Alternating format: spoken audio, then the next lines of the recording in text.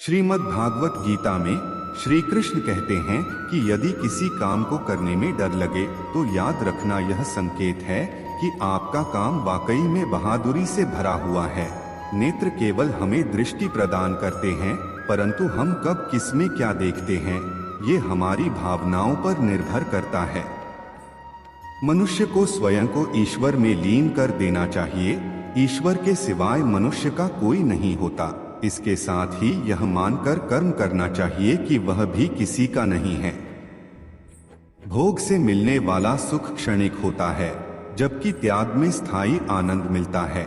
श्री कृष्ण कहते हैं कि सत्संग ईश्वर की कृपा से मिलता है, परंतु कुसंगति में भी मनुष्य अपने कर्मों से पड़ता है।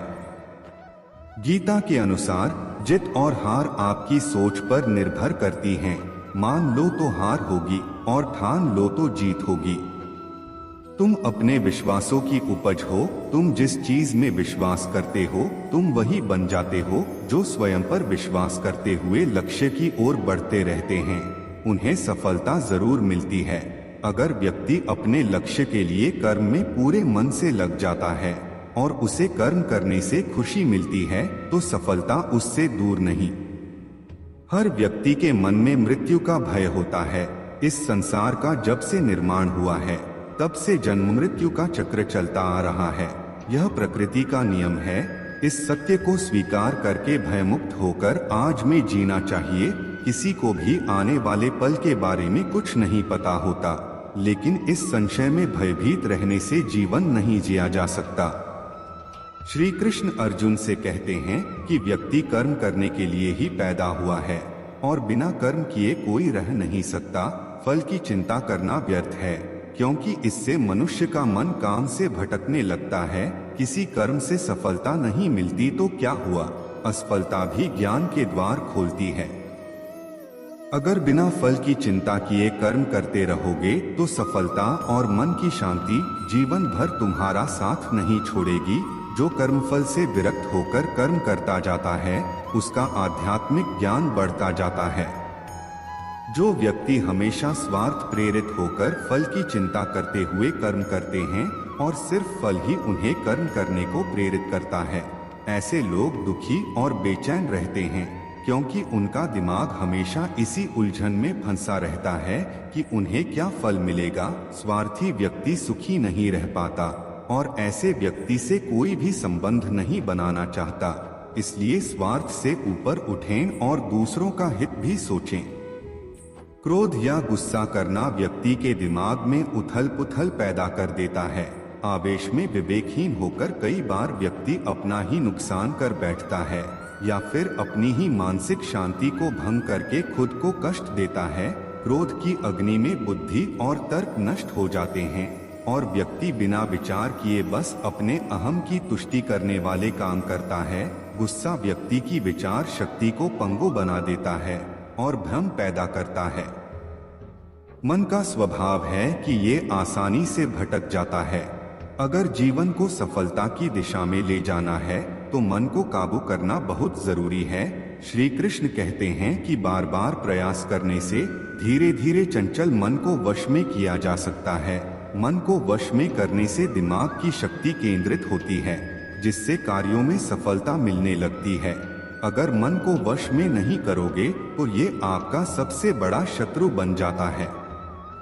इस संसार में ईश्वर कई रूपों में जाना जाता है। इनमें से कोई भी रूप बड़ा छोटा नहीं है। परमात्मा का हर रूप समान है। जैसे हर नदी अंत में सागर में जाकर मिलती है, वैसे ही हर धर्म, मत और संप्रदाय की धाराएं परमात्मा रूपी समुद्र में समा जाती हैं। यह संसार परमपिता का ही स्वरूप है। वो हर कण में विद्यमान है। भगवान श्री कृष्ण उपदेश देते हैं कि हर व्यक्ति को अपने कर्तव्य का पालन करना चाहिए। यही धर्म है। अगर अपने कर्तव्य का पालन नहीं किया जाता है तो मन में अशांति और दुख प्राप्त होता है। अपनी पसंद नापसंद, मोहबैर को किनारे रखकर अपना कर्तव्य करो। किसी अन्य व्यक्ति का कर्म आपको कितना भी आकर्षित करे, उसके प्रलोभन में न आए। कष्ट में रहते हुए भी अपना कर्म करना दूसरे की नकल करने से श्रेष्ठ है। अपने कर्म और कर्तव्य का पालन ही जीवन का सही मार्ग है। क्योंकि कर्म करना अकर्मण्यता से हमेशा बेहतर है। कर्तव्य में दोष देखकर पीछे न हटें, क्योंकि हर कर्म में कोई न कोई छोटा बड़ा दोष हो सकता है। जैसे अग्नि के साथ धुआं भी होता है। सदैव कर्म करो, कर्म करने से पहले विचार करो, लेकिन बहुत ज्यादा विश्लेषण मत करो। अधिक विश्लेषण संशय और अकर्मण्यता पैदा करता है।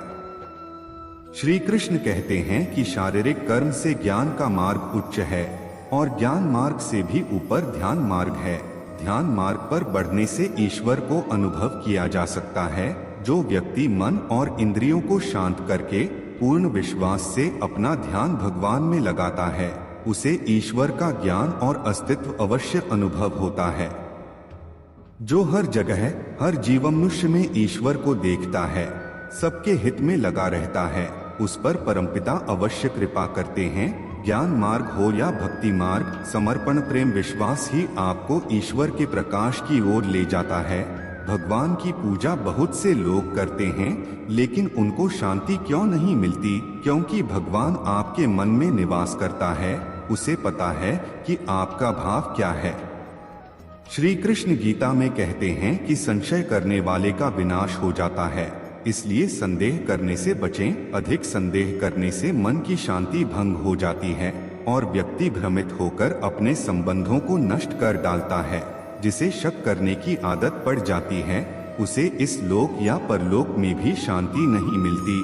सत्य की खोज ठीक है, लेकिन बिना सच जाने कल्पनावश होकर संदेह करने का अंत दुख क्लेश पश्चाताप के रूप में होता है। जीवन में संतुलन बहुत जरूरी है। किसी भी चीज की अति करना अच्छा नहीं है।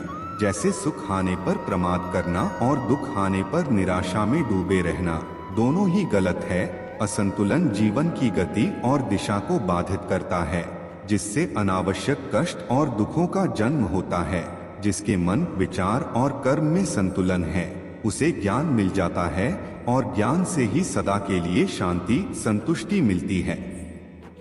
गीता के उपदेशों में कर्मयोग का सिद्धांत कहता है, संसार से विरक्त होना ही मुक्ति का उपाय नहीं है। संसार में रहकर एक गृहस्थ अपने कर्मों का पालन करते हुए कर्मफल से विरक्त होकर मुक्ति प्राप्त कर सकता है। सही विचार और उचित कर्म भी आसक्ति को खत्म करने में सक्षम है।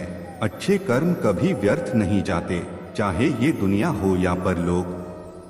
एक अज्ञानी कर्म और ज्ञान को अलग अलग समझता है, लेकिन एक ज्ञानी जानता है कि दोनों एक ही हैं। लोग ज्ञान की बातें तो करते हैं, लेकिन उसका पालन नहीं करते। बिना पालन किए ज्ञान कोरा रह जाता है, ज्ञान का अनुभव नहीं होता। गीता कहती है कि ज्ञान पढ़ने की नहीं बल्कि अनुभव करने की वस्तु है, और अनुभव बिना कर्म किए नहीं मिलता। परमपिता ही एकमात्र हमारे आधार है और अपने हैं। इस संसार में कोई भी अकेला नहीं है। ईश्वर में विश्वास रखते हुए जो मनुष्य कर्मपथ पर बढ़ता जाता है, वो सदा शांति, सुख और मुक्ति पाता है। भूत और भविष्य की चिंता करना व्यर्थ है। वर्तमान ही सत्य है। जो भी पूर्ण समर्पण से ईश्वर की शरण में आता है, परमात्मा उसका कल्याण अवश्य करते हैं।